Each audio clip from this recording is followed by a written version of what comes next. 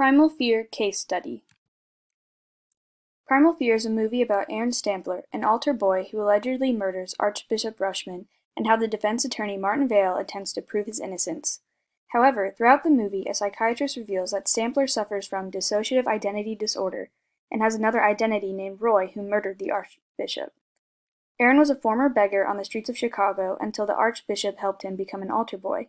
The culture of this movie involves the Catholic Church in Chicago and highlights the abuse between Catholic priests and altar boys and how that trauma worsened Aaron's DID.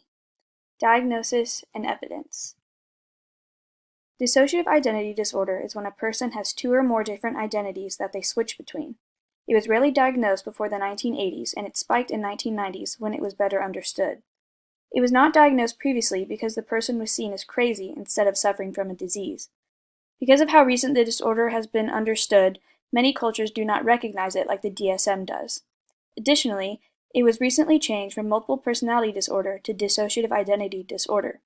If Aaron were to go to a therapist, he would be diagnosed with multiple personality disorder because the therapist in the movie diagnosed him with the older version of DID.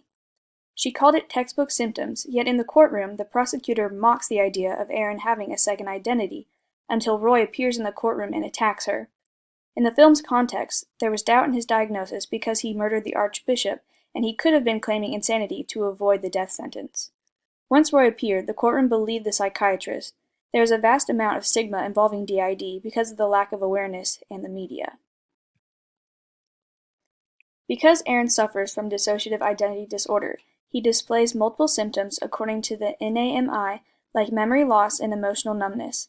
Even in the movie, the psychiatrist states, he showed all the symptoms, abusive background, ellipses in thought, blackouts, and that he had textbook symptoms. However, he did not have comorbidity with other mental illnesses. First, Aaron loses time, which is also known as blackouts or dissociative amnesia. Here there is a loss of memory when Aaron kills Archbishop Rushman and when he underlines a passage in the Scarlet Letter. Another symptom is emotional numbness.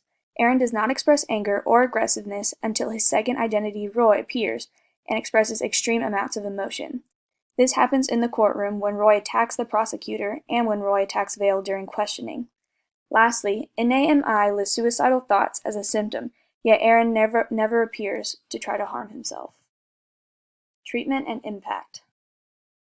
The treatment for dissociative identity disorder consists of multiple psychotherapy approaches.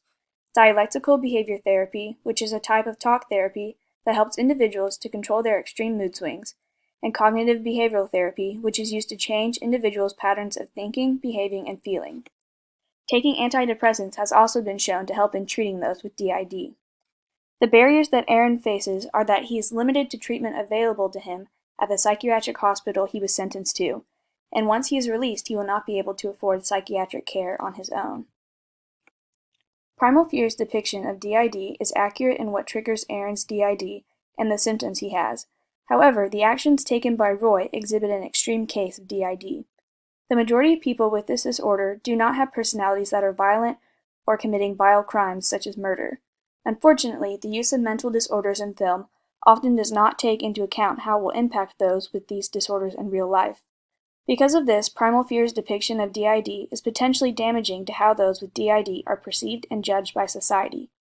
Movies have a great opportunity to educate audiences about psychological disorders and show that people who have them are human too. While there are movies that showcase this, the use of psychological disorders to create thriller movies can really hurt the image of those with these disorders by painting them as villains and criminals. Thanks, and Gig'em.